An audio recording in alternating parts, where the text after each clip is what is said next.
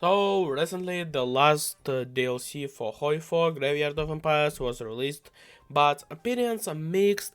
I already did a primary review, more like a first impression of this DLC, where I briefly went over everything that was added, but after that, I had time to sit down, play a little, and now I'm ready to express my opinion. Well, actually, not just my opinion, but the opinion of many others, cause this DLC had been heavily criticized. To be precise, it's a country pack. The previous country pack, Trail of Legends, which focused on South America, was criticized by many. But compared to this one, it was nothing.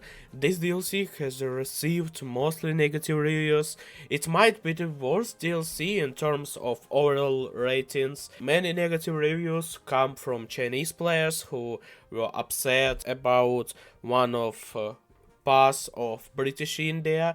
Originally, there was supposed to be a Silk Road Empire pass for British India, and Chinese player was angry about it.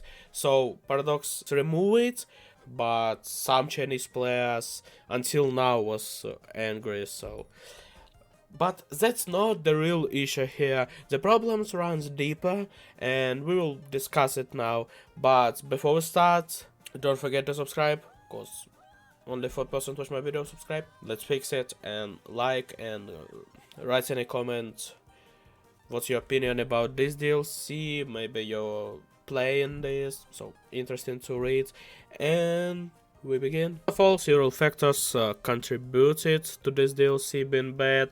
The philosophy behind Country Pack is a big issue. There are two types of DLC, full-fledged expansions and Country Pack. Country Pack only adds focus trees for nation, whereas full DLC includes both focus trees and new mechanics.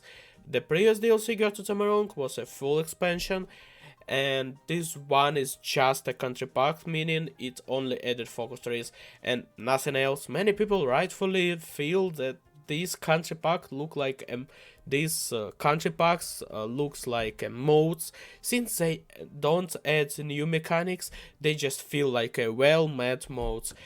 In the past, you could at least say, well, they add focus trees, even if they look like modes, at least they're high quality modes. But this time there's a big problem. In Trial of Legends, Argentina, Brazil, and Chile got huge focus trees. In Paraguay and Uruguay, will having similar branches, still had a decent content, but in this DLC, only British Raja gets a large focus tree. Iran tree is somewhat acceptable, but Iraq and Afghanistan, just look at Iraq focus trees, that the political focuses, and that's it.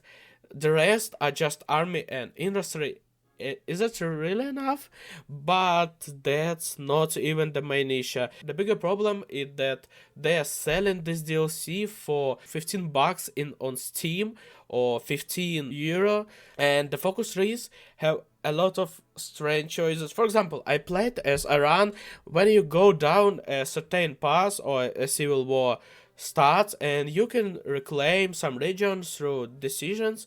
Usually you can only reclaim 2 or 3 regions before the war begins, cause each reclaims action doubles its political cost. The first one costs 20 political powers, the second 40, the third 80, and so on. So you usually start with only a few provinces. Here the weird part: will the civil war is ongoing, you can take industrialization focus trees that always build factories and Tigran, but the game does not check if you actually control Tigran.